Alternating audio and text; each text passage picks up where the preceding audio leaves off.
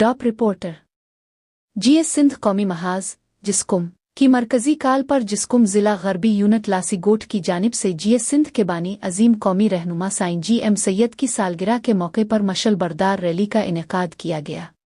Rally अस्पताल चौक से शुरू हुई, जो लासीगोट बाजार से होती हुई गडॉप प्रेस क्लब पहुंची।